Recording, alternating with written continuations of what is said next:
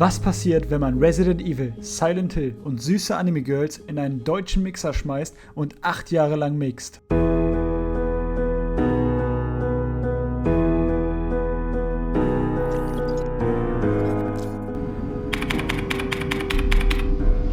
Der Titel hat es schon verraten, denn heute geht es um das Spiel Signalis. Ich weiß wirklich, chronologisch gehe ich mit meinen Videos nicht vor. Resident Evil kam im Jahre 1996 und Silent Hill in 1999 heraus und jetzt befasse ich mich plötzlich mit einem Spiel aus 2021. Das hat aber auch wirklich einen guten Grund, denn zum einen ist Signalis extrem von den eben erwähnten Spielen inspiriert und zum anderen würdet ihr an der Grafik des Spiels nicht unbedingt erkennen, dass es sich um ein neues Spiel handelt. Außerdem ist die Wahrscheinlichkeit sehr hoch, dass fast alle, die dieses Video hier schauen, Signalis noch nicht gespielt haben. Vielleicht kann ich ja den ein oder anderen von diesem Survival-Horror-Meisterwerk überzeugen, wenn ich die Frage beantworte: Was macht Signalis so besonders? Ich werde bei diesem Video wieder genauso vorgehen wie beim Silent Hill Video. Step by Step werde ich euch durch die Story von Signalis führen und alle möglichen Dinge beschreiben, die ich an diesem Spiel so besonders finde. Dabei werde ich natürlich am Ende dieses Videos das gesamte Spiel gespoilert haben. Genug aber davon. Holt euch was zum Snacken. Ich nehme euch mit auf eine spannende Reise in die düstere Cyberpunk-Welt von Signalis. Allein der Titelscreen von dem Spiel ist schon stylisch. In dem streng formulierten Artstyle wird das gesamte Spiel präsentiert. Wenn man das Spiel startet, wird man von einer kurzen Cutscene begrüßt.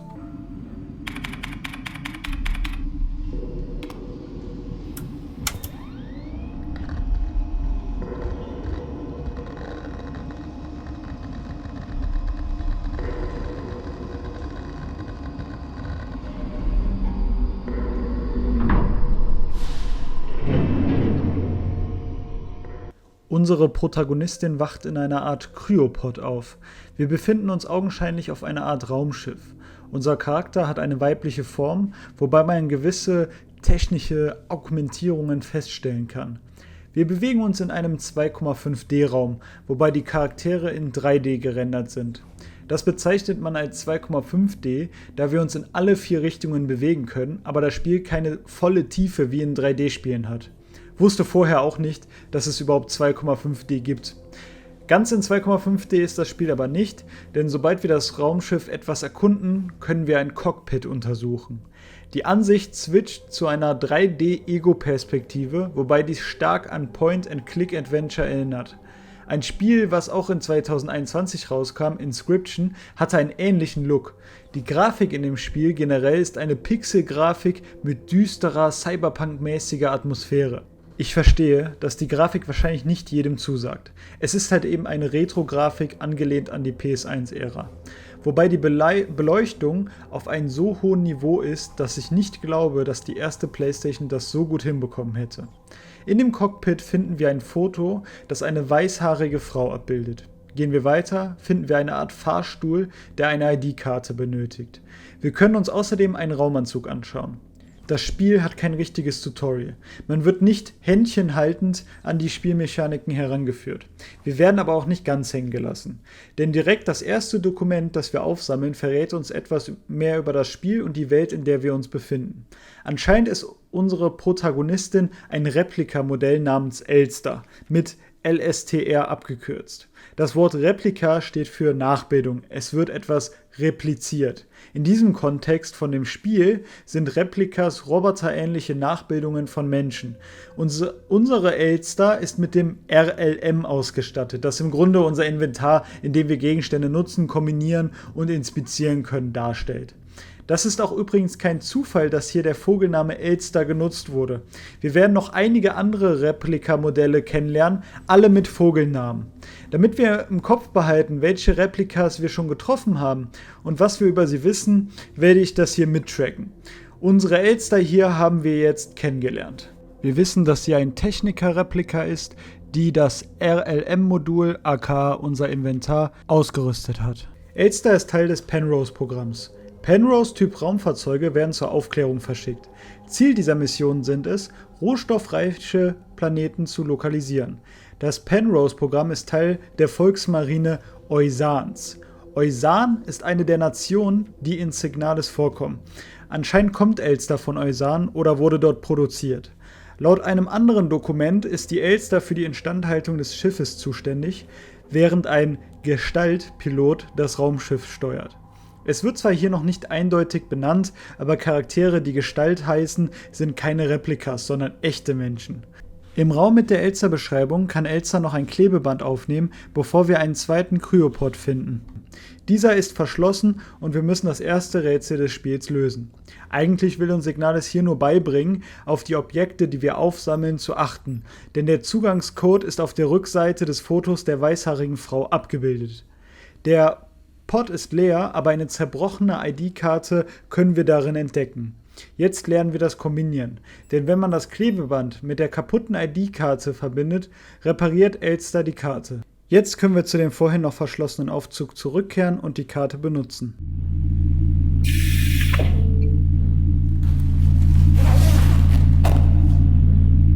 Elster verlässt das Schiff und kämpft sich durch einen wütenden Schneesturm zu einem Riesenloch im Boden vor. Unten angekommen kriecht Elster durch ein James-Bond-Loch.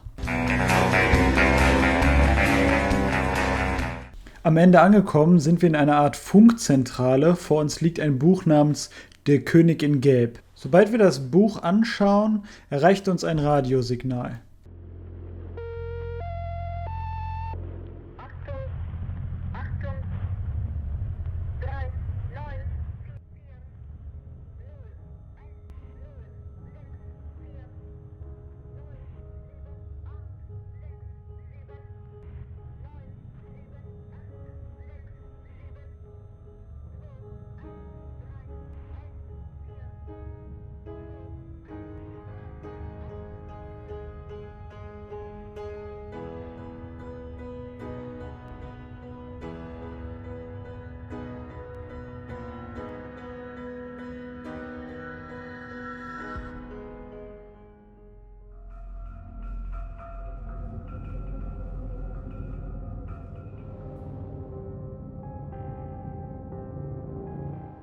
Kapitel 1 Synchronizität hat jetzt offiziell begonnen. Elster befindet sich nun auf einer Toilette. Wenn weiter erkundet wird, finden wir heraus, dass Elster sich auf der Minenarbeiterstation S23 Sierpinski auf dem Planeten Lägen befindet. Die Anlage scheint ein dystopisches Arbeitslager, geleitet von einer Organisation namens Aeon, zu sein.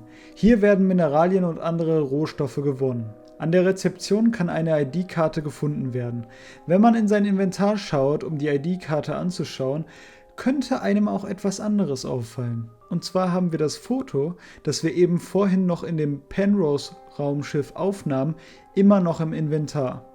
Wie auch immer wir jetzt in dieser Toilette gelandet sind, ich vermute, wir sind immer noch der gleiche Charakter. Allerdings hat das Bild sich verändert. Anstatt einer weißhaarigen Frau ist eine braunhaarige Frau abgebildet. Was das wohl zu bedeuten hat. Mit der ID-Karte können wir das menschenleere Gebäude weiter erkunden, wobei wir anscheinend von einer Sicherheitskamera überwacht werden. Auf dem Weg können wir ein Poster entdecken, was uns einen Einblick auf die Regeln, die hier wohl mal galten, gibt. Man durfte wohl lediglich 6 Sachen bei sich tragen, weil Privateigentum ein Privileg darstellte. Dies trägt zu dem dystopischen Klima bei. Ich kann auch gar nicht glauben, dass das mir erst jetzt nach 2 kompletten Spieldurchläufen auffällt, aber das Inventar von Elster ist tatsächlich auch nur für 6 Gegenstände ausgelegt. Mehr können wir über das ganze Spiel hinweg nicht aufnehmen. Erkundet Elster weiter, finden wir eine Replikaleiche einer Euleneinheit. Anscheinend ein neues Modell, von dem wir aber noch nichts wissen. Der nächste Raum ist ein guter alter Safe Room, mit allem drum und dran. Safe Room Musik,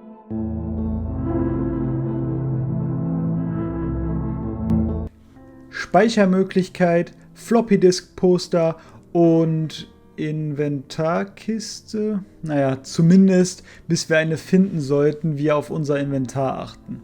Im Safe Room finden wir auch 2 Notizen. Bei dem einen Schriftstück handelt es sich um ein Wartungsformular, bei dem sich beschwert wird, dass sich eine Safe-Kombination ständig zurücksetzt.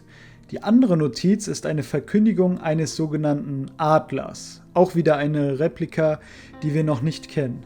In dem Brief geht es wieder um einen Tresor, bei dem anscheinend Tresorkombinationen durch Radiofrequenzen abgefangen werden.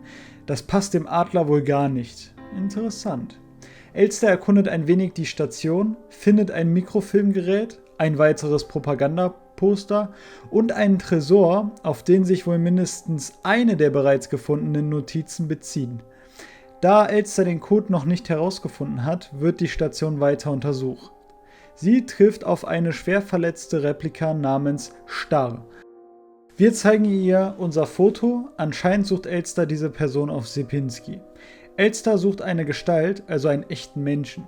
Die Star-Replika kennt die Arbeitergestalt nicht, sagt aber auch, dass die meisten Arbeiter in der Mine sind und wir am besten dort suchen sollten. Danach können wir ein bisschen mit ihr quatschen, aber nützliche Infos gewinnen wir nicht. Allerdings finden wir einen Protektorschlüssel, der uns weiterhelfen sollte. Denn in einer der Gänge am Anfang gab es eine verschlossene Tür. Dies ist ein Protektorraum, den wir jetzt öffnen können. In einer Schublade finden wir eine weitere Nachricht von Adler. Hier wird verkündet, dass ein gewisses Wort, wir können nicht erkennen, was es ist, jetzt verboten sei und nicht mehr benutzt werden darf. Die Wortzensur und das Auge auf der Protector-ID-Karte erinnern stark an die Welt von George Orwells Roman 1984. In dem Roman gibt es auch ein allzeit wachendes Auge, den Big Brother. Außerdem werden in der Welt von 1984 auch ständig Wörter zensiert und von jetzt auf gleich verboten. Dieser Adler scheint eine Art Autoritätsperson in dieser Anlage darzustellen. Neben der Adleranweisung finden wir aber auch einen Mikrofilm und endlich unsere erste Waffe. Eine ganz normale Pistole, dessen Anwendung auch direkt mit einer Ingame-Anleitung klargestellt wird. Wenn wir jetzt den Gang von eben wieder betreten, greift uns die noch eben am Boden liegende Replika an. Das Kampfsystem erinnert stark an die klassischen Resident Evil Teile. Unser Charakter zielt eigentlich schon automatisch und die Replika ist auch nach ein paar Schüssen schon tot. Wenn wir jetzt in den Raum mit dem Mikrofilmapparat zurückkehren, treffen wir die erste Gestalt. Auch wenn wir die gute Isa Ito hier nicht gesondert tracken werden, können wir festhalten, dass sie von Rotfront kommt. Wahrscheinlich neben Lang ein weiterer Planet des Eusanischen Imperiums. Anscheinend hatte Isa gerade auch einen Kampf mit einer tollwütigen Replika. Sie sagt, dass sie auch etwas auf dieser Station sucht, verschwindet dann aber. Auf dem Tisch hinter Isa kann eine Notiz von ihr gefunden werden, indem sie einer Erika sagt, dass Isa sie sucht. In dem Raum können wir nun den Mikrofilm observieren. Der Film verrät uns die Standardkombination von dem Tresor im Klassenzimmer. Jetzt kann Elster sich wieder auf den Weg zurück machen und den Safe öffnen. Habt ihr euch bisher endlich gefragt, wieso Elster sich hier eigentlich so gut zurechtfindet? Das liegt an der Karte, die Elster besitzt. Die Karte funktioniert genauso wie die Karte in Silent Hill auch. Je mehr wir erkunden, desto mehr Informationen werden auf der Karte freigeschaltet. Die Karte hier gefällt mir sogar ein bisschen besser als in Silent Hill. Es ist alles schön übersichtlich und einem wird gezeigt, wo man spezielle Rätsel schon gelöst hat und ob man Türen noch öffnen kann oder ein Gegenstand fehlt. Hier der Mikrofilm-Viewer zum Beispiel ist anders eingefärbt als vorher. Und wenn wir die Türen hier öffnen, wechselt die Farbe von Gelb zu Blau. Dem aufmerksamen Betrachter ist bestimmt aufgefallen, dass wir bisher mit 3 verschiedenen Sprachen konfrontiert wurden. Der Text und die genutzte Sprache bei den Postern oder Anleitungen ist Deutsch, wobei das Inventar und die Karte in Englisch beschriftet sind. Außerdem wurden ganz am Anfang chinesische Zeichen gezeigt. Das liegt nicht daran, dass ich hier ständig mit der Sprachausgabe gespielt habe. Nein, das Spiel ist tatsächlich als multilinguales Erlebnis aufgebaut. Für mich leuchtet da was in meinem inneren Kind auf. Früher in der PS1 und PS2-Ära war es gang und gäbe, nur Teile des Spiels ins Deutsche zu übersetzen. Also viele Wandbeschriftungen oder Poster in-game waren meistens in der Originalsprache. Dass jetzt quasi die Originalsprache auf Deutsch ist, fand ich einfach cool. Habe ich so noch nie erlebt. Irgendwie haben die ganzen Propagandaposter auch eine ganz andere Wirkung im Deutschen. Das erinnert so an die Propaganda des Dritten Reiches. Obwohl die Karte komplett auf Englisch ist, wurde merkwürdigerweise ein Raum im gesamten Spiel im Deutsch gelassen. Hier die Aula ist natürlich ein sehr einfaches, bekanntes deutsches Wort, aber egal wo ich nachgeschaut habe, das Wort gibt es im Englischen einfach nicht. Entweder ich habe nicht gut genug recherchiert oder die Entwickler haben das übersehen. Vielleicht hat das aber auch eine tiefere Bedeutung. Lasst mich doch mal in den Kommentaren wissen, was ihr glaubt, was das hier zu bedeuten hat. Um auf den eben geöffneten Safe zurückzukommen. Hier drin finden wir eine weitere ID-Karte. Jetzt kann Elster die Tür in der Aula öffnen. Elster findet ein Loch im Boden vor. Sie fragt sich kurz, ob sie da wirklich reinspringen sollte, springt dann aber sehr selbstsicher in die Grube hinein.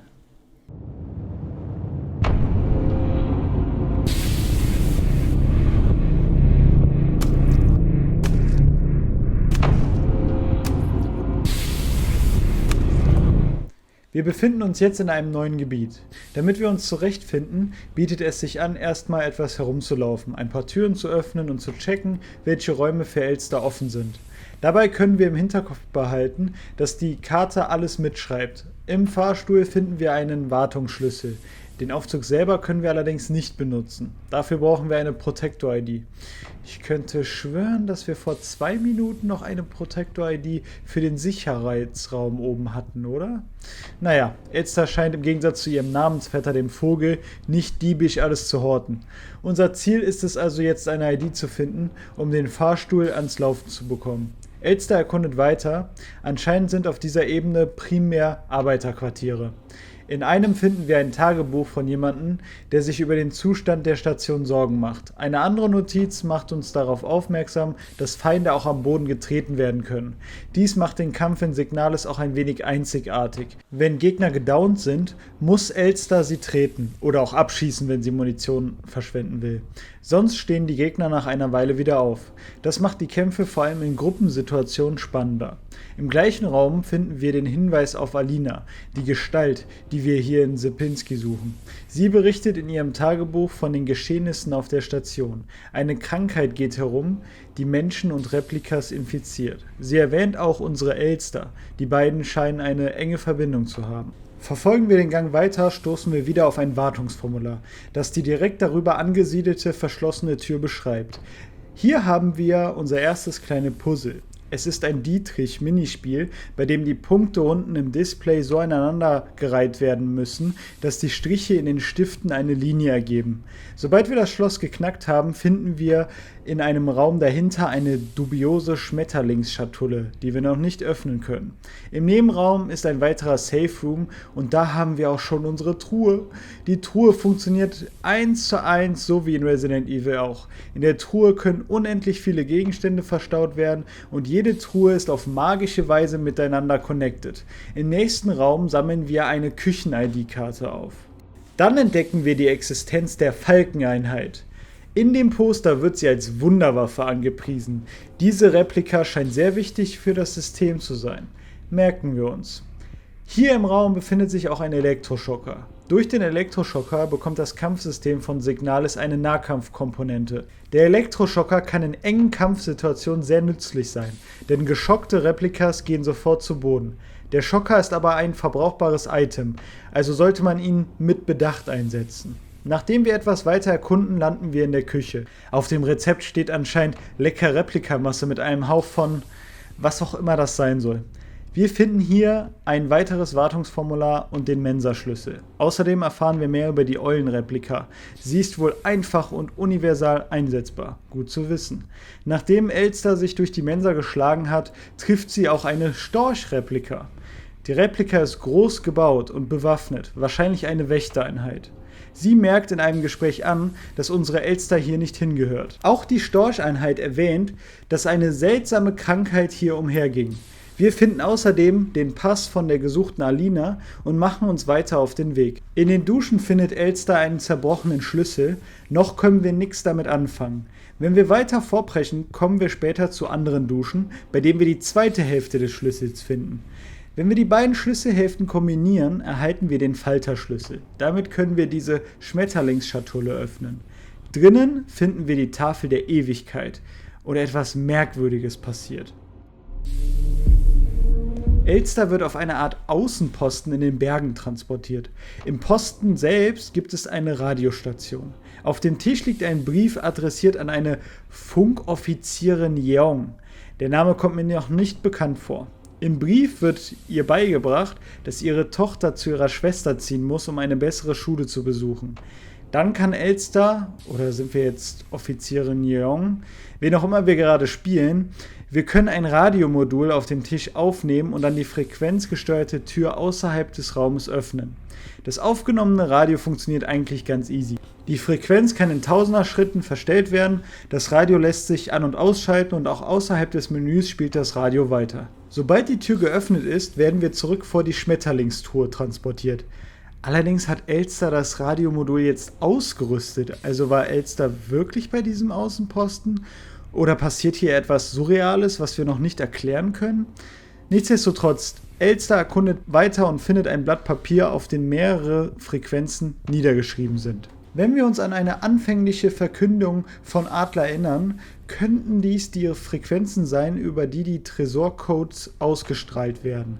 Im Raum mit dem Falkenposter befindet sich das kleine Fort Knox und bei näherer Betrachtung sehen wir, dass auf dem Tresor ein Baum abgebildet ist. Gehen wir jetzt die Baumfrequenz im Radio ein, bekommen wir den Code und et voilà, der Sesam öffnet sich und wir erhalten die heiß ersehnte ID-Karte für den Fahrstuhl. Elster fährt zuerst nach oben, dort finden wir die bereits kennengelernte Gestalt namens Isa vor. Sie scheint hier ihre Schwester zu suchen. Hier oben sind ansonsten alle Türen versperrt, also nutzen wir den Fahrstuhl und fahren nach unten. Natürlich wäre das zu einfach gewesen. Der Fahrstuhl macht nämlich auf halbem Wege schlapp, zieht unsere ID-Karte heraus und strandet Elster auf dem 3. Untergeschoss. Jetzt sind die Stützräder wirklich komplett ab. Elster ist jetzt auf sich allein gestellt. Aber oh, was sehen wir denn da Feines? Egal wo das Spiel eigentlich will, dass wir hingehen, wir krallen uns diese Shotgun. Die Schrotflinte funktioniert genauso wie sie soll.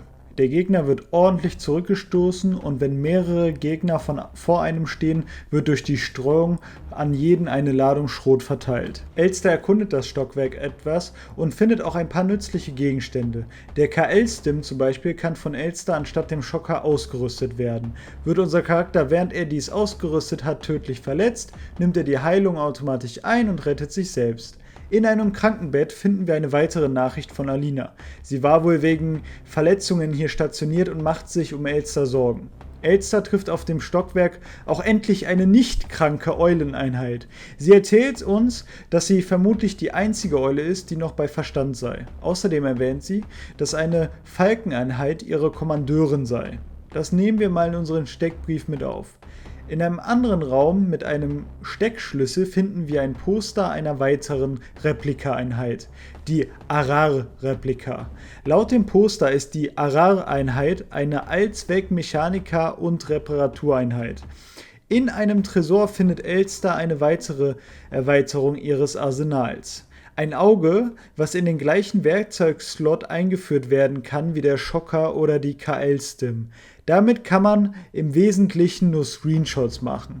Ich bin ganz ehrlich mit euch. Ich habe das Game am PC gezockt und einfach so Screenshots gemacht, aber ich finde cool, dass es eine Ingame-Lösung dafür gibt. Manche Rätsel verlangen nämlich vom Spieler, dass man sich manche Bilder oder Strukturen merkt, um Puzzle in einem anderen Raum zu lösen. Durch die nun akquirierte Krematoriums-ID-Schlüsselkarte können wir das Krematorium, was auch sonst, öffnen. Hier drin finden wir ein weiteres Objekt für die Werkzeugauswahl. Termitflares, mit denen Gegner verbrannt werden können. Im Grunde funktionieren diese Flares 1:1 wie die Schocker, also einmal benutzen und der Gegner liegt. Allerdings führt Signalis ab diesem Level eine weitere Spielmechanik ein. Selbst komplett getötete Gegner können nach einer Weile einfach wieder zum Leben erwecken. Der Weg, der eben noch komplett sicher war, weil alle Zombies tot waren, kann jetzt jederzeit wieder gefährlich werden. Außer Elster benutzt die Flares, dann sind die Gegner wirklich tot. Dies ist eine Spielmechanik, die Signalis sich aus dem Resident Evil 1 Remake borgt und meiner Meinung nach ziemlich gut hier umsetzt. Neben den Termitflares findet Elster auch die Feuer-ID-Karte hier. Diese können wir auch direkt in eine Tür, die anscheinend zur Chirurgie führt, einsetzen. Neben der Feuerkarte suchen wir noch andere Karten mit Elementen, wie zum Beispiel eine Luft- oder Erdenkarte. Wenn wir das Wasser in einem Pumpenraum ablassen, schalten wir ein zweites Stockwerk frei. Auf dem unteren Stockwerk finden wir die Wasserkarte. Neben der Karte findet Elster auch eine Videokassette, die wir uns auf dem oberen Stockwerk anschauen können. Elster scheint das einzige 4D-Fernsehgerät auf der Welt entdeckt zu haben, denn wie bei der Schmetterlingskiste werden wir nun an einen anderen Ort transportiert.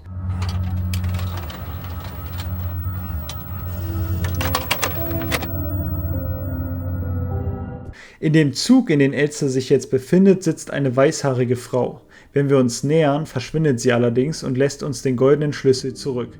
Dann landen wir auch wieder auf Sierpinski.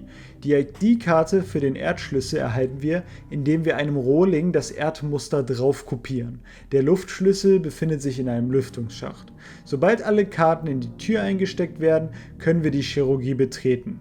Jeder, der schon einmal ein Spiel dieser Art gezockt hat, weiß, was für einen Raum wir hier jetzt vorfinden. Überall liegen nützliche Gegenstände herum, die Kiste ist da und wir können speichern. Elster wappnet sich also für einen harten Kampf und springt in das Loch, um auf die untere Etage zu gelangen.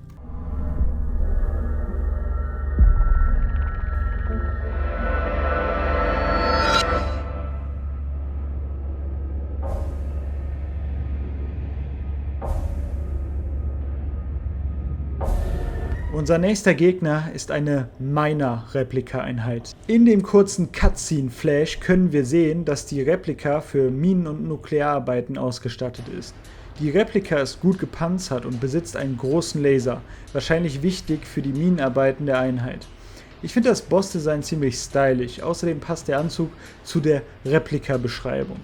Für den Bosskampf muss Elster vor dem Laser der Miner weglaufen, während ständig Euleneinheiten in dem kleinen Saal reanimiert werden. Sobald die Miner sich hinkniet, um diese Biomasse oder was auch immer das sein soll, aus ihr herausquellen zu lassen, kann Elster auf sie schießen und der Einheit Schaden zufügen. Wenn man weiß, was man machen muss, ist der Kampf keine große Herausforderung.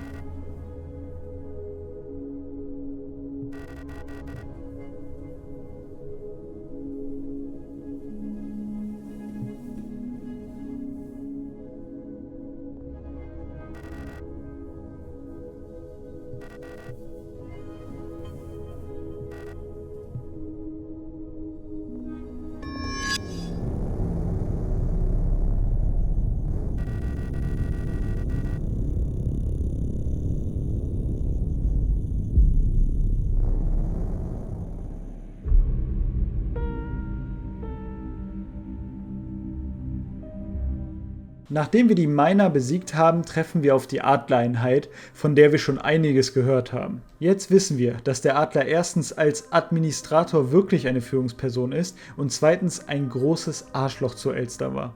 Außerdem scheint er uns wiedererkannt zu haben.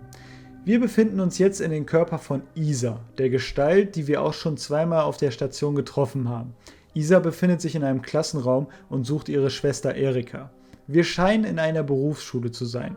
Wenn wir den Gang weiter fortschreiten, entdecken wir ein weiteres Klassenzimmer, in dem ein weißhaariges Mädchen anscheinend gehänselt wird.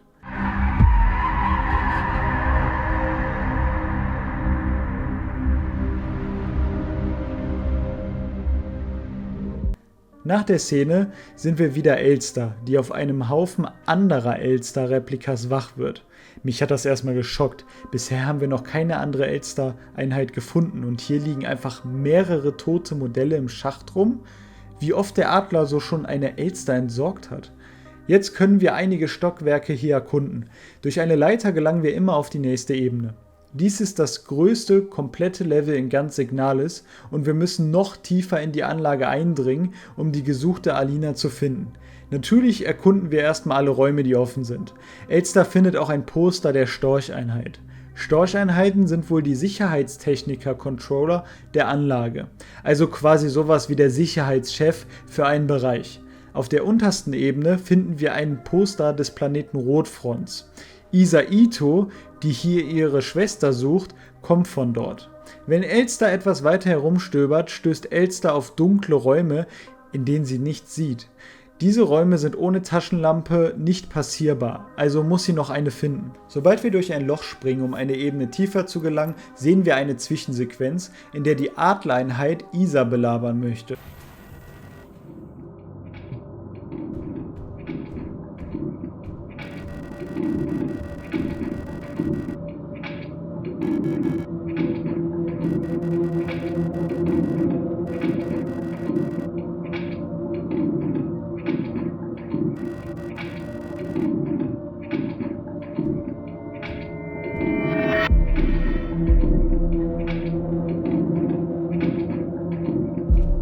Im Star-Aufenthaltsraum finden wir auch das Star-Poster. Die Star-Replika sind Aufseher und sind neben deren Storcheinheiten auch für die Sicherheit zuständig.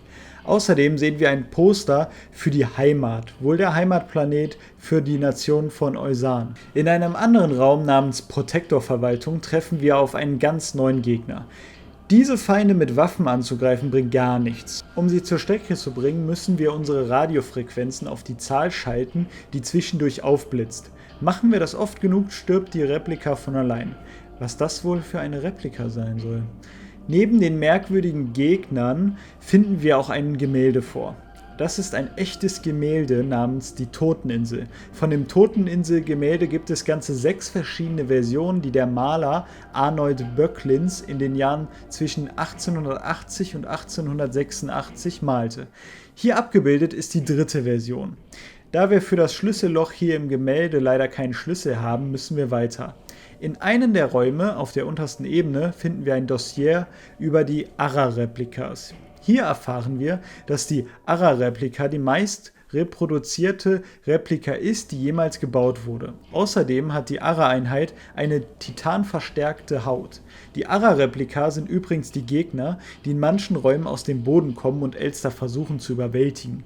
In einer Kantine findet Elster eine Sicherung und ein Poster für den Planeten Kize, der anscheinend von Eusan befreit werden muss.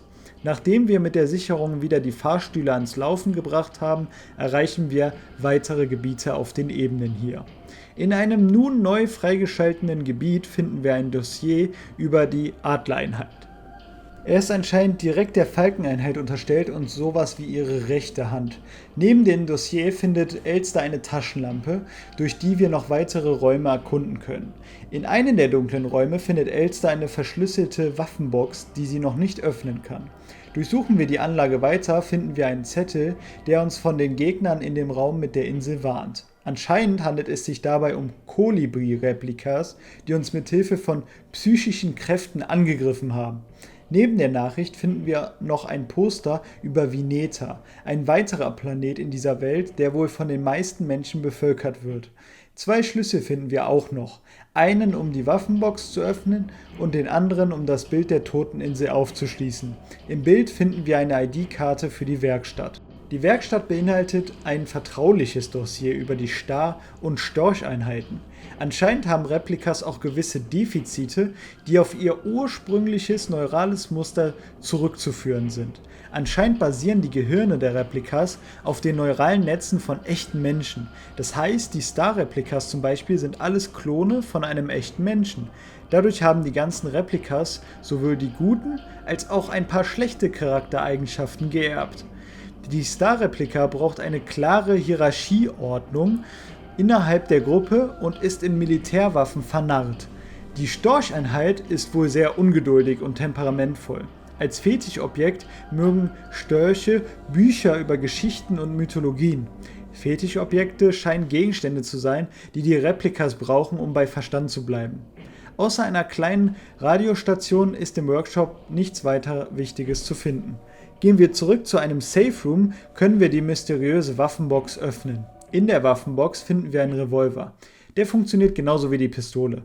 Hat nur ein kleineres Magazin, aber verteilt dafür mehr Schaden. In einem weiteren dunklen Raum finden wir ein neues Dossier über die Storcheinheiten, die unser bisheriges Wissen über die Replika lediglich widerspiegelt.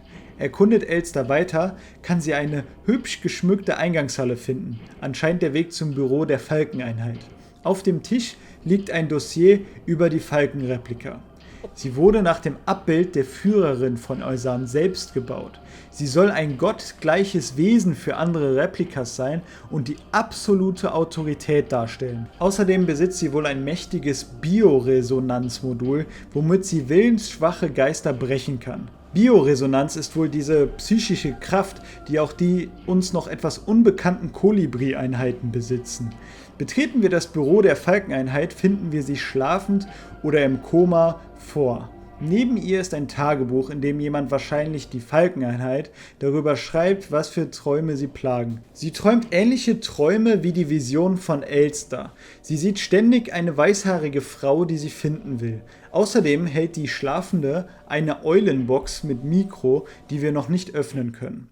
Wir nehmen die Kurbel am Eingang mit und begeben uns auf den Weg zum sogenannten Pianozimmer. Dort finden wir den Eulenschlüssel und ein Dossier über die Eulenreplika. Sie sind wohl auf allgemeine Haushalts- und Administrationsarbeiten ausgelegt und hochsozial.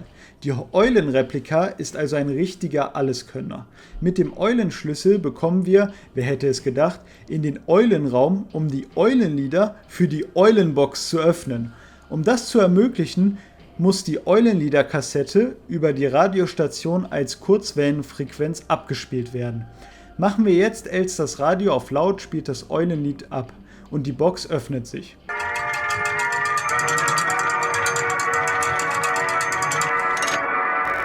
Der Song, der hier als Eulenlied bezeichnet wird, ist übrigens das Lied aus dem Ballettstück namens Schwansee.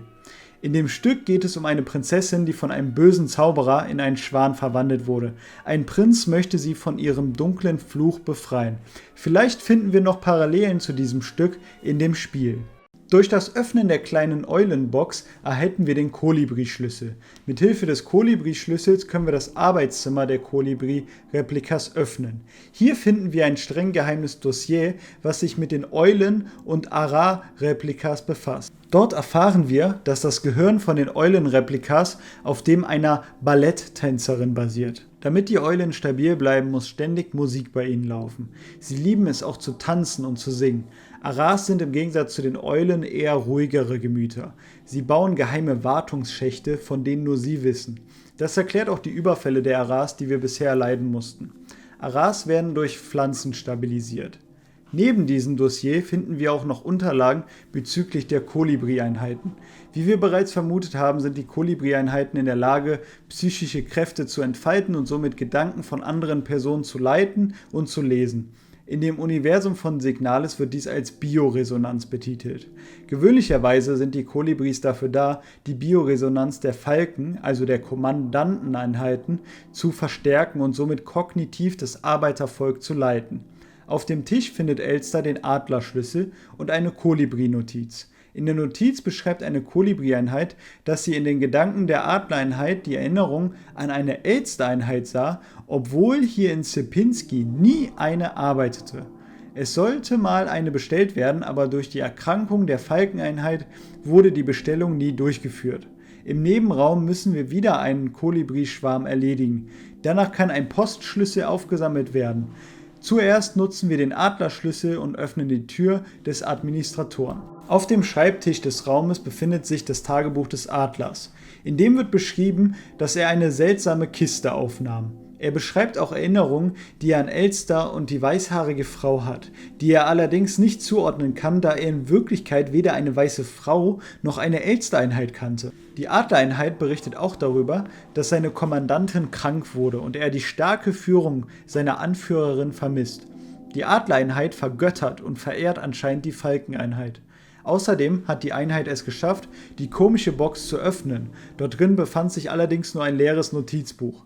Neben dem Tagebuch kann Elster auch noch ein Dossier über ihre Replika selbst finden. In dem Dossier wird die Elster als Survival-Spezialistin und fähige Einzelgängerin beschrieben. Kann ich bis jetzt auch so bestätigen. Darüber hinaus wird erwähnt, dass das originale neurale Muster von Elster nicht mehr existiert und alle neuen Elster aufgrund des neuralen Netzes von einer ausgemusterten Einheit aus dem Penrose-Programm hergestellt wurden. Neue Elstern sind somit eine neurale Kopie von einer Kopie. Mit den vorhin im Kolibri-Nebenraum erhaltenen Postkastenschlüssel öffnen wir einen Briefkasten, der die ID-Karte für die Bücherei enthält. In der Bücherei finden wir ein Dossier über die Miner-Einheit, die vorhin ein Endgegner war. Eigentlich sind die Miner-Einheiten nicht für den Kampf geeignet, sondern lediglich für zum Beispiel Bergbauarbeiten. Es wird noch eine Kampfversion von den Miner-Einheiten erwähnt, aber da diese Replika im Spiel nie vorkommt, überspringen wir diese. Auf dem Tisch gegenüber findet Elster ein streng geheimes Dossier über die Kolibri-Einheiten. Sie werden in diesem Dossier als sehr instabil bezeichnet, da sie Emotionen anderer Individuen schnell selbst aufnehmen können und somit als Gefühlsverstärker agieren. In diesem Dossier wird auch das Wort Persona-Zerfall verwendet. Kolibris können diesen Zustand, was auch immer dieser sein mag, erleiden, wenn sie sehr instabil werden. Als Sicherheitsnetz gilt ihr Kolibri-Kader. Kolibris werden durch den Zugang zu gut ausgestatteten Büchereien stabilisiert. Wenn wir mit der hier entgeisterten Kolibri-Einheit sprechen, erzählt sie uns, dass die anderen Replikas aus ihrem Kader korrumpiert wurden und jetzt unerreichbar für sie sind. Sie sehnt sich so sehr nach ihren Kameradinnen, dass sie sich wünschte, auch zu den untoten Replikas zu gehören. Nachdem wir ein Buch in der Bücherei öffnen, bekommen wir das Astrolobium. Mit diesem Gegenstand können wir die komische Kiste beim Adler öffnen. Dort entdecken wir das zweite Tagebuch des Adlers. Er berichtet auf mehreren Seiten, dass sich dort auf Sierpinski derselbe Tag ständig wiederholt und es ihm einzig und allein durch die Einträge im neuen Tagebuch auffällt. Er konkludiert, dass er tief in der Mine von Sierpinski Antworten auf seine Vision und den wiederholenden Tag finden wird. In der Kiste ist ebenfalls der Schlüssel des Administratoren, mit dem wir jetzt endlich in die Mine vordringen können.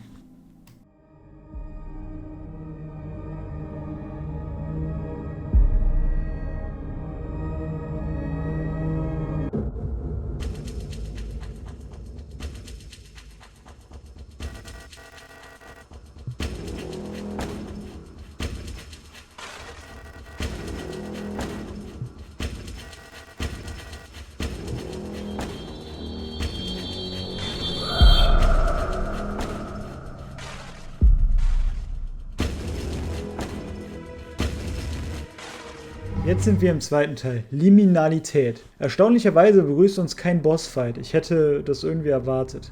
Wenn wir aber finden, ist ein Ex-Boss, eine Miner-Einheit. Die Replika heißt Beo und ist verletzt. Sie kann nicht mehr aufstehen, will aber auch nicht, dass wir ihr helfen. Die Liebe wünscht uns aber noch viel Erfolg bei der Suche. Neben Beo finden wir auch eine Leuchtpistole und einen weiteren Tagebucheintrag von Alina. Sie berichtet davon, dass sie selbst in den Minen keine Spur von Elster gefunden hat und sich niemand hier an eine Elster-Einheit erinnern kann. Die neu akquirierte Leuchtpistole funktioniert wie die Thermit-Flares, nur dass wir jetzt unsere Gegner aus der Distanz anzünden können. Hier hängt auch noch ein Poster der Miner-Einheit. Elster kann noch etwas weiter in die Minen vorbrechen und irgendwann eine Eulen- und Star-Einheit finden. Die beiden schienen sich sehr vertraut zu sein. Die Star-Einheit ist schwer verwundet und ist am Sterben. Sie erzählt aber der Eulen-Einheit noch etwas Interessantes. Sie kann sich ebenfalls an ihr früheres Ich, also ihr ursprüngliches neurales Muster erinnern. Sogar an ihren Namen, den erfahren wir aber leider nicht. Am Ende der Mine angekommen, finden wir ein riesengroßes Loch. Irgendwie hat es das Spiel auch mit Löchern, in die man reinspringen muss, um weiterzukommen, oder?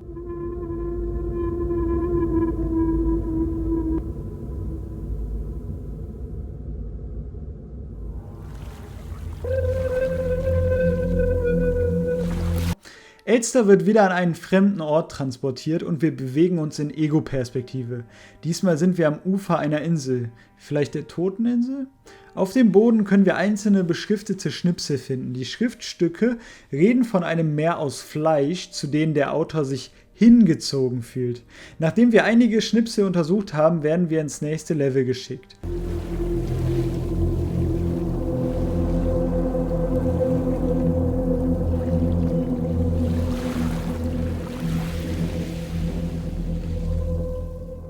Wir befinden uns jetzt in einer Art Leichenhalle. Ganz in Silent Hill-Tradition ist dieser Ort als Nirgendwo getauft worden oder Nirgends. In dem Gebiet hier sind alle Gegner etwas stärker und die Rätsel um einiges schwieriger. Storymäßig passiert in dem Level allerdings erstmal nicht viel, bis wir dann erfahren, wo sich Isa aufhält.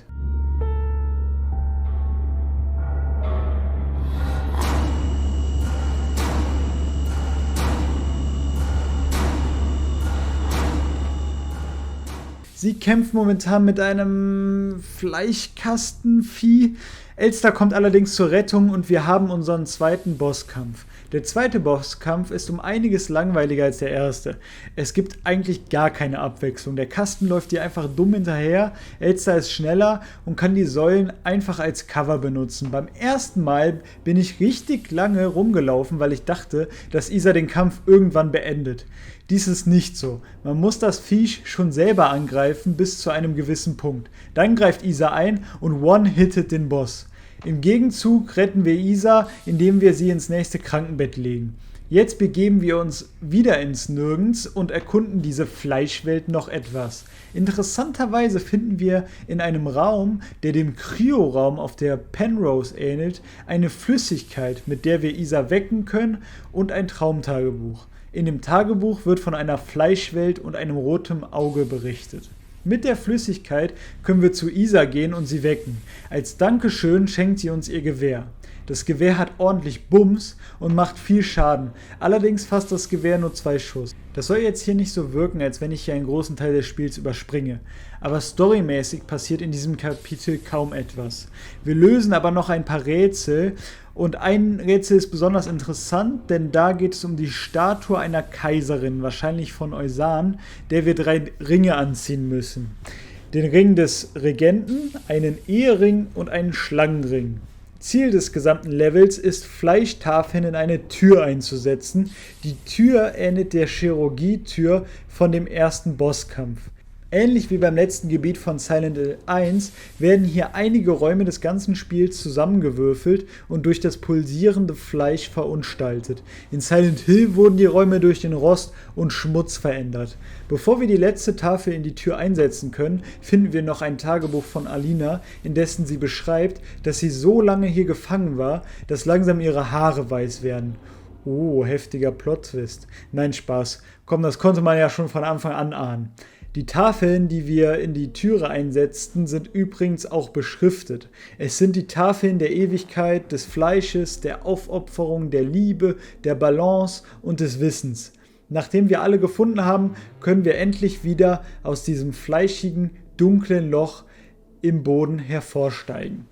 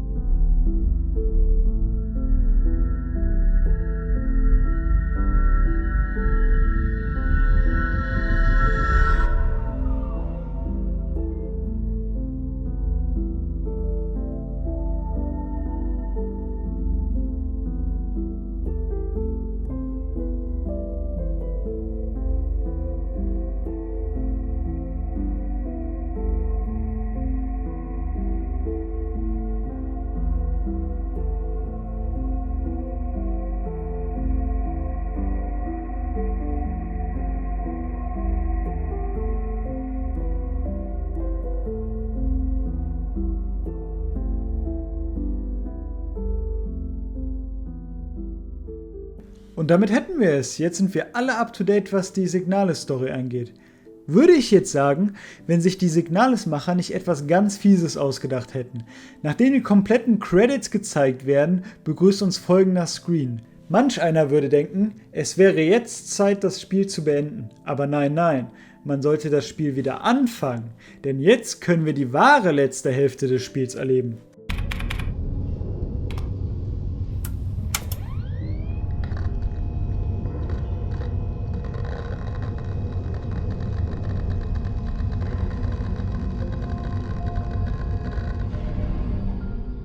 Wir wachen wieder auf der Penrose auf, oder? Denn das Schiff sieht fast wie die Penrose aus, allerdings ist der komplette Innenraum mit roten Akzenten tapeziert. Wir erkunden jetzt diese andere Penrose ein wenig. Auf dem Sterne-Observatorium finden wir ein Poster des Penrose-Programmes sowie eine süße kleine Kolibri-Zeichnung. In einem der Schlafräume finden wir ein aufschlussreiches Wartungsformular von einer Person namens Ariane Yeong. Die Person hat die Schiffsuhr umgestellt, damit sich Elster wohler fühlt. Elster kommt wohl von Vineta, genauso wie Isa und Eri. Mit Isa und Erika sind wahrscheinlich die gleichnamigen Menschen von der Sierpinski gemeint. Zudem kann Elster ein vertrauliches Dokument über sich selbst öffnen. Wenn der Spieler zur Öffnung einwilligt, erfahren wir mehr über unsere Protagonistin. Elster-Einheiten sind auf Basis von einer venetanischen Soldatin erschaffen worden. Um sie stabil zu halten, dürfen Elster-Einheiten weder Musik hören noch Filme schauen. Bilder vom Krieg angucken schon mal gar nicht. Selbst von der Anfreundung an eine Elster-Replika wird abgeraten. In einem anderen Penrose-Dokument wird darauf hingewiesen, dass in Notfällen die Replikas an Bord nicht gegessen werden sollen. Stattdessen sollten die Gestaltoffiziere, also die wahren Menschen, einfach ihrem Schicksal ins Auge blicken. Die Replikas haben wohl auch mehr Überlebenschance und sollen deswegen eben nicht für Nahrungszwecke missbraucht werden. Wir checken als Elster jetzt ein bisschen die Bordsysteme. In einem Raum mit Gemälde finden wir eine Notiz von Ariane, in der sie beschreibt, dass sie bereits mit Elster eng befreundet ist und mit ihr regelmäßig Kriegsfilme schaut. Da scheint jemand nicht die verdammte Gebrauchsanleitung zu lesen. Aber ganz ehrlich, kann ich ihr nicht übel nehmen, mache ich auch nie. Nachdem wir das ganze Schiff gecheckt haben, treffen wir auch schon auf die weißhaarige Offizierin.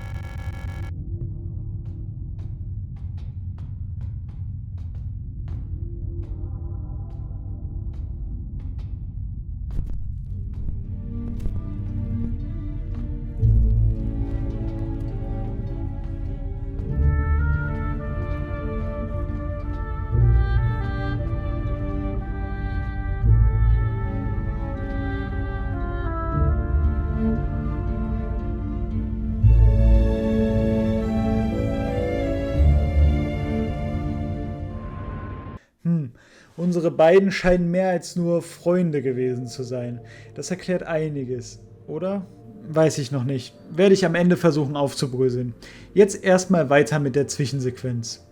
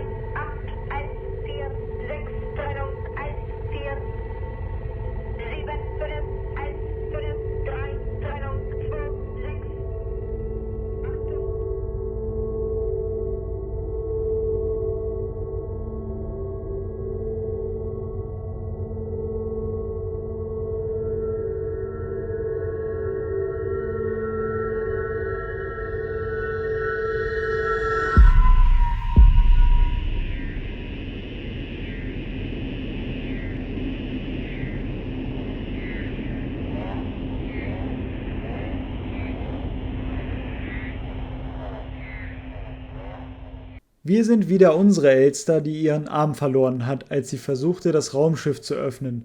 Zumindest glaube ich das. Wir wandern schwer verletzt durch die heruntergekommene Penrose und wir finden einen erschreckenden Brief, in dem jemand beschreibt, dass er oder sie Zähne und Haare verliert und nicht mehr schlafen kann. Gehen wir weiter in den Cryopod-Raum, finden wir ein schlagendes Herz anstatt des Pods wieder, daneben eine andere Elster-Einheit. Diese Replika nutzt unsere Elster als Ersatzteillager und ersetzt ihren Arm und legt den Panzer ihrer Vorgängerin an.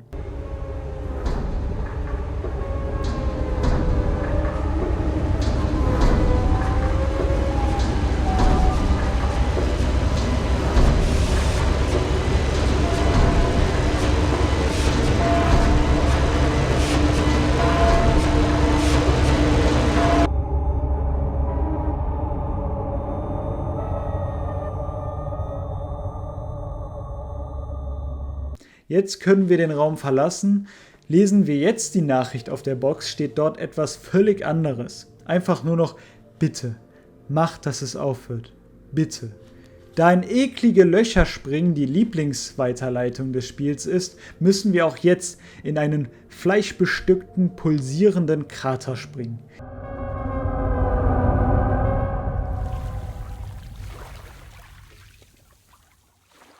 Wir befinden uns in der Ego-Perspektive wieder am Ufer der Toteninsel. Jetzt sind allerdings die ganzen verstreuten Notizen besser lesbar. In den Notizen wird eigentlich nur das Leben selbst verflucht. Die Menschheit hätte sich nie aus der Ursuppe herausentwickeln sollen, so in diesem Tenor. Die letzte Nachricht sagt auch einfach nur noch töte mich, töte mich, töte mich. Im Gegensatz zum ersten Mal auf der Toteninsel befindet sich hier nun ein rot beleuchtetes Boot.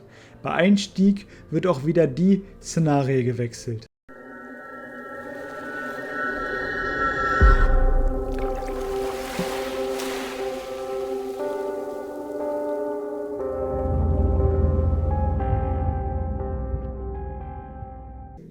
Ach, da kommt uns doch alles hier bekannt vor. Wir sind nämlich jetzt wieder auf Sierpinski. Allerdings wird das Level beim Speichern jetzt als Rotfront bezeichnet. Es ist auch alles von Fleischranken überwuchert und einige Türen sind zugefleischt. Auch die Propagandaposter haben sich geändert. Hier das zum Beispiel spricht von einem Sieg über das Kaiserreich. Bevor die Poster waren alle für das Kaiserreich von Eusan. Jedenfalls nach meinem Verständnis. Vielleicht sind wir auch immer noch im Einzugsgebiet von Eusan und das Kaiserreich ist ein Feind von Eusan. Sobald wir uns weit genug vorgeschlagen haben, begrüßt uns ein weiteres pulsierendes Loch, in das Elster sehr gerne reinjumpt.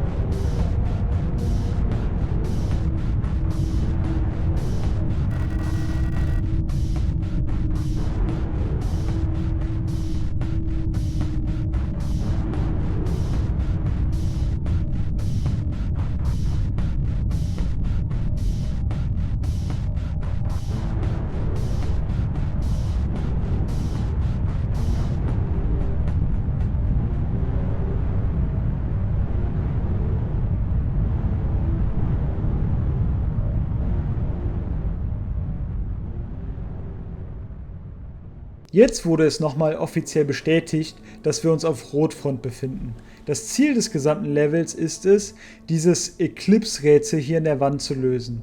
Hier erfahren wir aber auf dem Weg einige nützliche Informationen über die Hauptcharaktere. An einem PC können wir interessante Mails lesen. Einmal eine Mail, bei der eine Yeong von ihrer Nichte spricht, die derzeit im Krankenhaus ist. Es geht um einen Fotoladenschlüssel. Die nächste E-Mail handelt von einem kaiserlichen Spion, der hier im Sektor vermutet wird. Danach erfahren wir noch, dass die Ito-Schwestern einen Vater haben, dem ein Buchlein gehört. Oder eine Mutter, das wird jetzt nicht genau beschrieben. Um das Haupträtsel dieses Levels, dieses Eclipse-Rätsel zu lösen, muss Elster mehrere Tarotkarten finden und den Planeten dieses Universums zuordnen. Dabei stößt sie auf viele Räume und Gegenstände, die entweder an die Penrose oder Sierpinski erinnern. Währenddessen muss Elster ständig gegen stärkere Replika kämpfen, die ihr das Leben schwer machen. Auf dem Weg sammeln wir allerdings noch einige wichtige Nebeninformationen auf. In einer Krankenstation finden wir eine wirklich sehr interessante Zeugnisbewertung. Hier wird eine Person beschrieben, die Gemälde und Musik liebt und bei ihrer Mutter an einem trostlosen Außenposten groß wurde. Außerdem hat diese Person eine Freundschaft zu den Ito-Schwestern aus Vineta aufgebaut und liest verbotene Literatur aus dem Buchladen der Itos. Die Notiz an sich heißt Zeugnis von Ariane Young, also ging es wohl um sie. Ein kleines Erschwernis in dem ganzen Level ist es, dass ständig Räume durch diese Fleischauswüchse eingenommen werden und uns damit teilweise ganze Wege versperrt werden. Wir sehen auch immer wieder Hinweise auf Geschehnisse, von denen wir gelesen haben. Zum Beispiel hier sehen wir ausgefallene Zähne. In einem Zeitungsartikel wird beschrieben, dass während des Krieges wohl Vineta stark unter einer Hungersnot litt. Mithilfe einer Floppy-Disk bekommen wir eine ärztliche Karteikarte, mit der wir Informationen zu einigen Charakteren erhalten. Erika Ito zum Beispiel ist sehr sportlich, während Isa sehr tollpatschig ist. Wir sehen auch die Kartei eines Mannes, der dem Adler recht ähnlich sieht. Vielleicht haben all diese Menschen etwas mit den Replikas zu tun. Die Kartei von Ariane Young interessiert uns natürlich am meisten. Sie hat komplett weiße Haare und rote Augen. Sie leidet unter Schlaflosigkeit, Blutergüssen und einer frühzeitigen Achromotrichie. Dies heißt im Grunde nur, dass ihre Haare früh weiß wurden. Um in der Story weiterzukommen, müssen wir den Buchladen der Itos, der übrigens hier in der Nähe ist, aufmachen. Im Hinterteil des Ladens finden wir eines der verbotenen Bücher. In dem Buch wird von kosmischen Mächten gesprochen, die der Kaiserin von Eusan ebenfalls zugesprochen werden. Wahrscheinlich besitzt die Kaiserin von Eusan eine richtig heftige Form von Bioresonanz, mit der sie ganze Völker unterjochen kann. Dies soll wohl auch den Bau der Replikas ermöglicht haben. Im Buchladen selbst treffen wir Isa. Sie bereut es, ihre Schwester nicht gefunden zu haben und verschmilzt im Boden.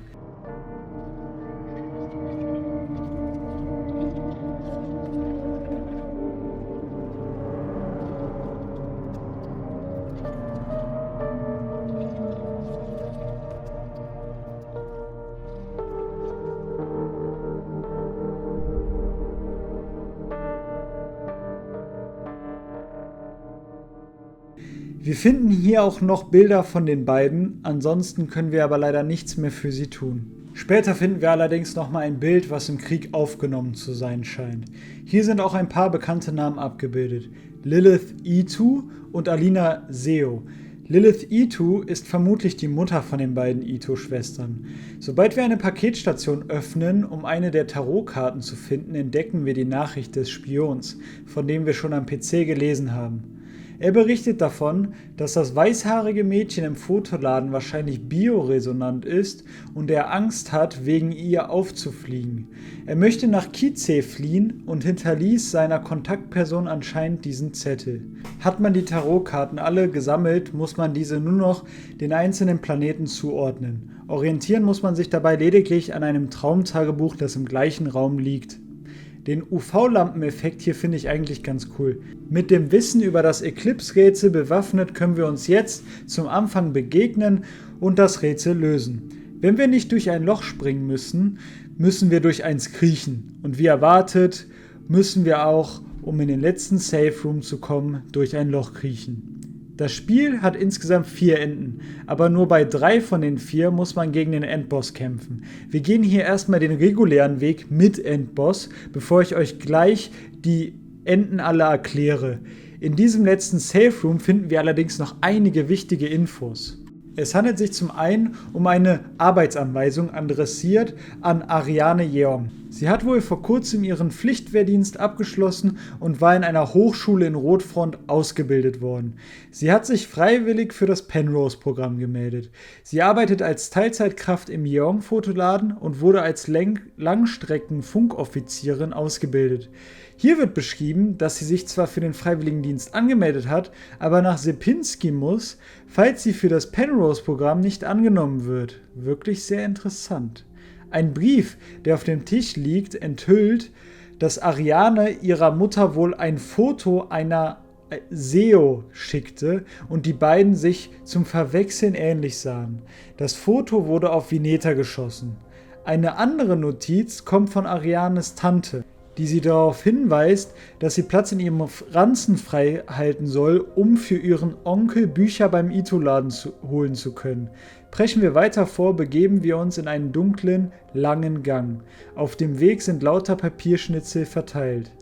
Einer dieser Schnipsel berichtet von einer Krankheit, die alle Gestaltarbeiter in dunkle Schatten verwandelt und die Replikas verrückt werden lässt. Anscheinend kommt diese Notiz vom Adler, denn es wird beschrieben, dass er vermutet, dass es sich gar nicht um eine Krankheit handelt. Durch die ständige Wiederholung der Tage wurde die Realität selbst laut ihm verzerrt und das hat alle krank gemacht. Eine weitere Notiz erzählt von einem abgestürzten Schiff, einem seltsamen Tor und einem Loch im Boden. Lesen wir weiter, werden die Visionen beschrieben, die wir auch hatten. Diese Visionen handeln von der Toteninsel und dem Versprechen, das wir einhalten wollen. Auch die Suche nach jemand Verlorenen, die uns eigentlich das ganze Spiel begleitet. Die rote Leere, die wir mehrmals jetzt schon gesehen haben, wird auch beschrieben.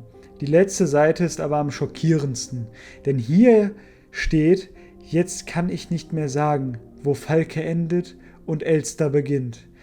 Dies hat viele Implikationen für die Story. Ich meine, sind wir gerade überhaupt Elster oder die Falkeneinheit? Gehen wir weiter, warnt uns noch eine Notiz vom Adler, nicht weiterzugehen. Elster hätte das Ganze wohl schon 1000-mal versucht und ist 1000-mal gescheitert. Am Ende des Ganges erwartet uns eine schöne Notiz, die anscheinend die Momente, die Elster und Ariane hatten, aufzählt. Denn sie singten zusammen, sie tanzten zusammen und sie wünschten sich beide diese Zeit zurück. Aber nur die Erinnerungen blieben den beiden erhalten. Betreten wir nun die letzte Tür, erwartet uns die eigentlich erkrankte Falkenreplika. Sie spricht ebenfalls von Ariane. Sie meinte, Ariane würde nie wieder mit Elster tanzen und dass Ariane sie einfach nicht mehr will. Ich gehe jetzt einfach mal davon aus, dass Falke Ariane meint. Sie verwandelt sich dann von einem gottgleichen Wesen zu einem dämonähnlichen Monster. Erinnert mich an Alessa von Silent Hill 1.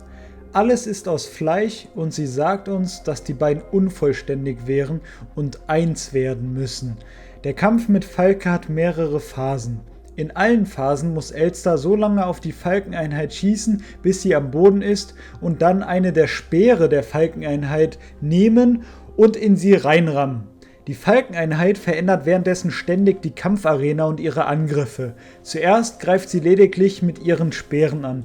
Später explodieren die Speere auch und sie schickt solche Bioresonanzwellen auf uns, die Schaden machen. Zwischendurch werden immer mal wieder Nachrichten wie Stirb oder Hilfe eingeblendet. Nachdem wir genug Schaden ausgerichtet haben, bekommt die Falkeneinheit auch ein Schild, an dem wir vorbei manövrieren müssen. Währenddessen werden ständig Replikas auf uns gehetzt. Die letzte Form der Falkeneinheit schießt ständig solche Resonanzbälle auf Elster und hat sogar ein Doppelschild. Aber kein Problem für unsere Elster, auch das schafft sie.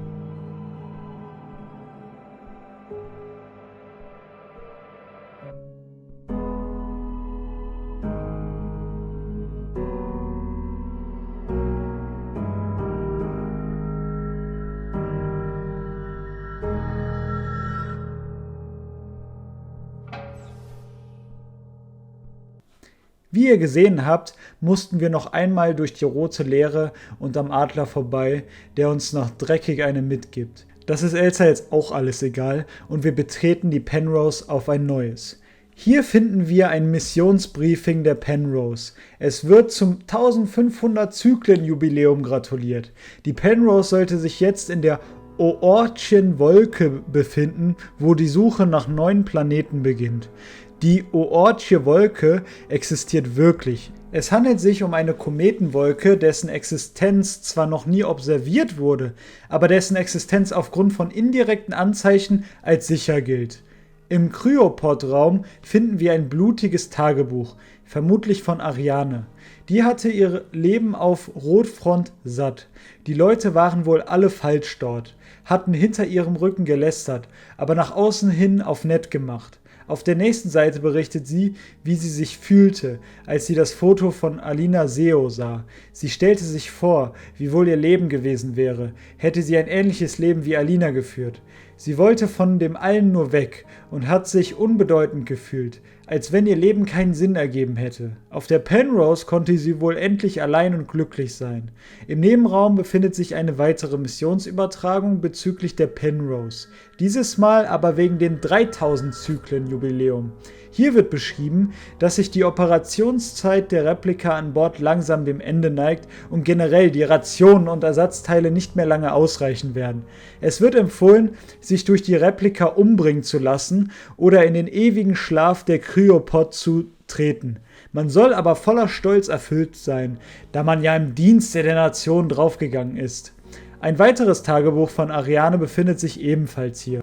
Sie berichtet davon, dass sie zwar ihre Einsamkeit genießt, aber doch langsam mit der Elster-Einheit an Bord interagieren möchte. Sie fühlt sich mit ihr verbunden, da sie das Gefühl hat, dass auch die Elster-Einheit nie so richtig dazugehört hat.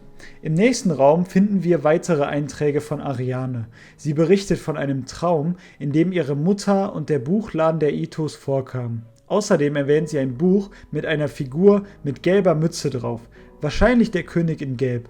Auf dem Schiff wird sie zudem immer älter und fühlt sich nicht mehr wohl.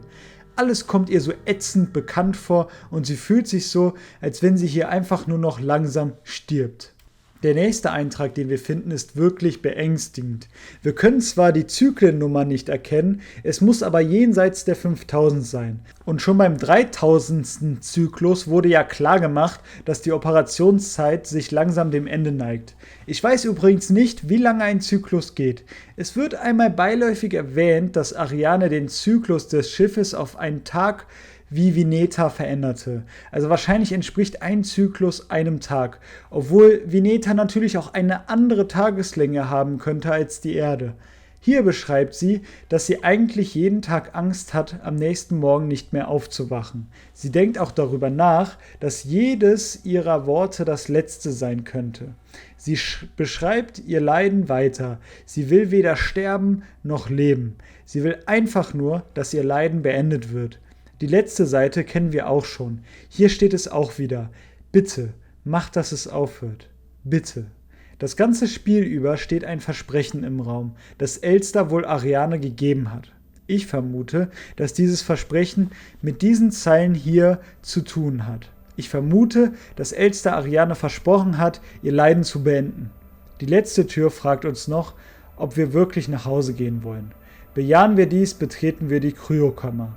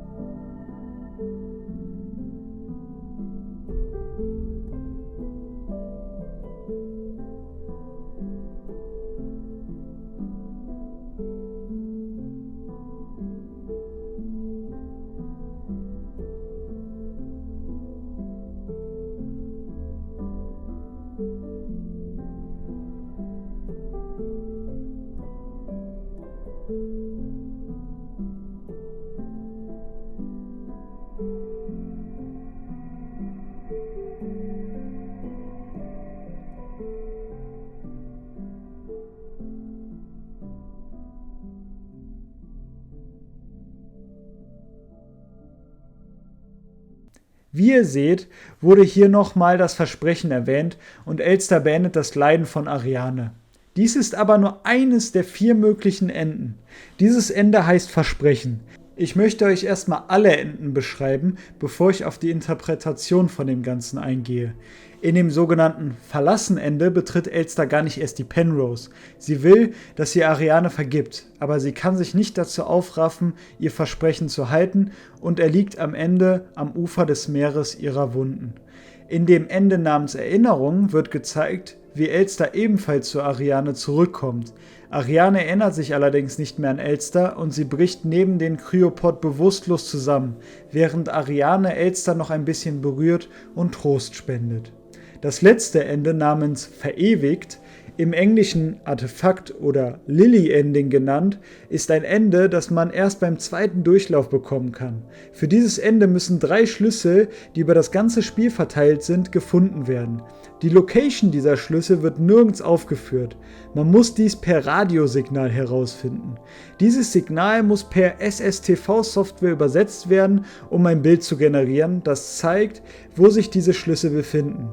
Wie die Spieler von Signalis das alles herausgefunden haben, ist mir ein Rätsel. Im Internet findet man auch nur Artikel dazu, wie man das Ende bekommt und wo man die Schlüssel finden kann. Nicht wie zum Teufel die Leute darauf gekommen sind, diese Radiowellen überhaupt zu entschlüsseln. Nichtsdestotrotz können wir mit diesen 3 Schlüsseln ein Safe öffnen. Dieser Safe enthält eine Lilie und folgende Szene wird abgespielt.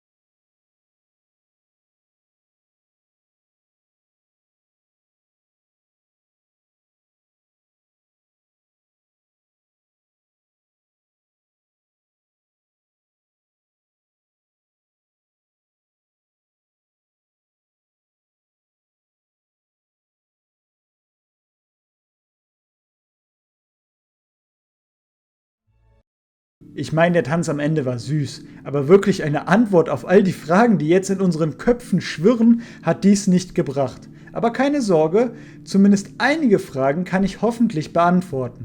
So, jetzt lasst uns das ganze Spiel mal etwas entwirren. Ich muss euch aber bereits vorwarnen, die Macher haben schon bestätigt, dass es keine einzig wahre Interpretation von dem Ganzen gibt. Jede Interpretation ist für sich valide. Während ich für dieses Video recherchiert habe, bin ich auf mehrere Erklärungen gestoßen, als mir lieb ist. Ich werde euch mal ein paar mögliche Erklärungen in der Story vorstellen. Die habe ich teilweise von Reddit-Posts, Tweets und anderen YouTube-Videos zusammengestellt, aber jeweils mit meinen eigenen Infos angereichert. Außerdem werde ich für jede einzelne Erklärung direkt Gegenargumente bringen, da meiner Meinung nach für jede Interpretation Für- und Gegenargumente existieren.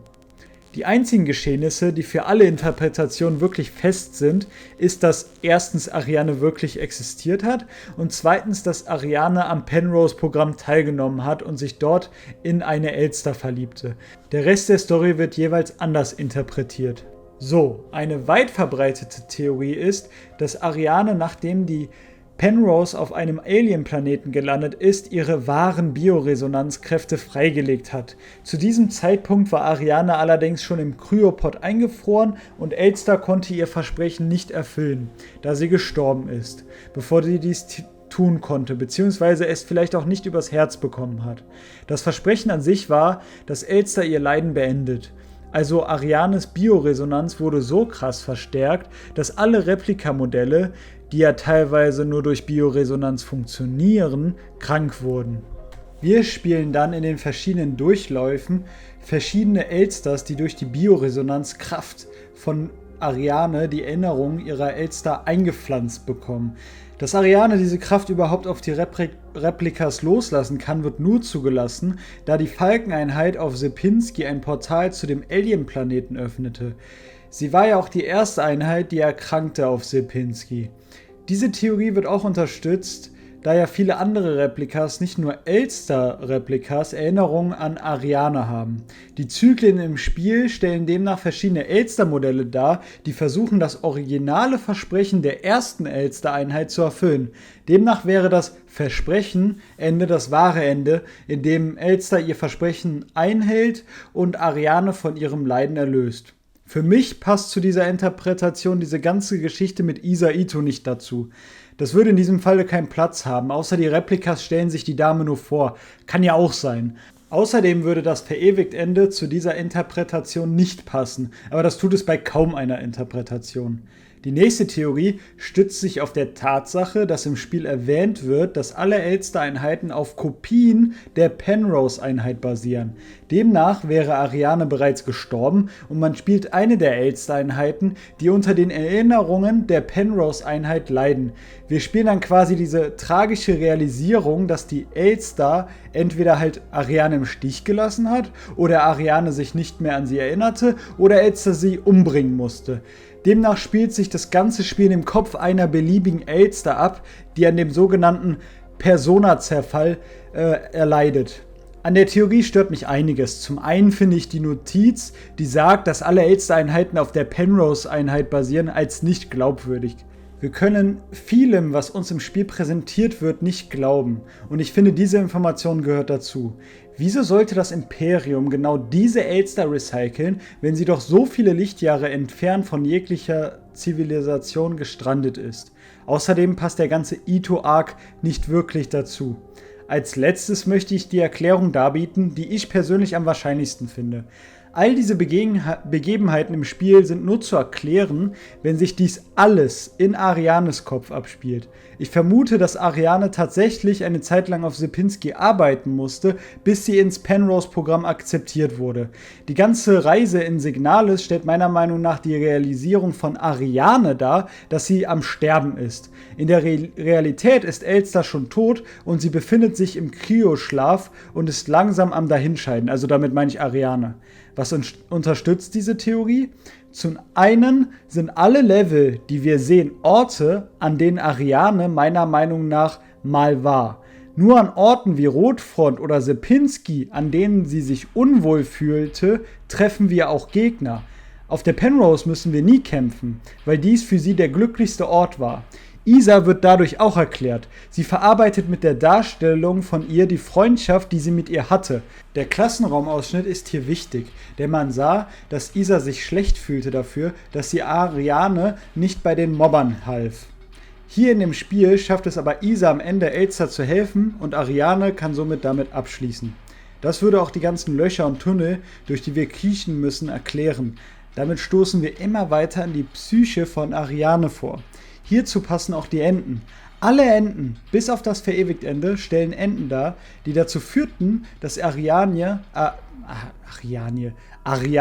nicht mit ihrer Situation klarkommt. Das letzte Ende hingegen zeigt, dass sie sich mit ihrem Schicksal abgefunden hat und nun nur noch an die schönen Erinnerungen denkt, die sie mit Elster hatte. Naja. Hiergegen kann man natürlich kaum Argumente finden, weil wenn ich sage, dass alles von Ariane ausgedacht ist, kann ich auch jede Lücke in meiner Erklärung damit schließen.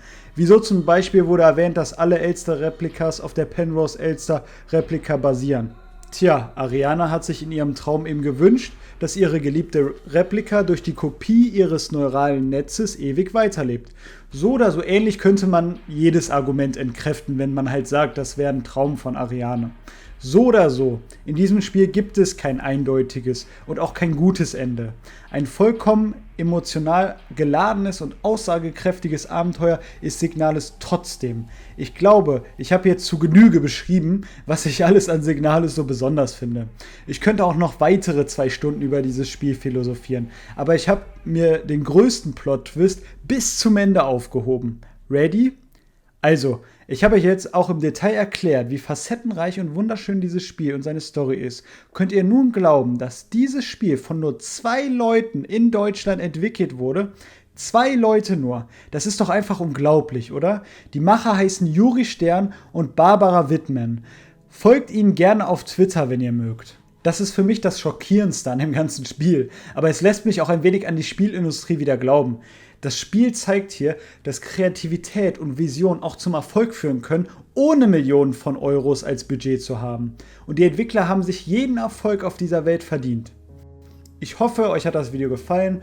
Wie immer, lasst ein Abo und ein Like da, wenn euch das Video gefallen hat. Macht's gut!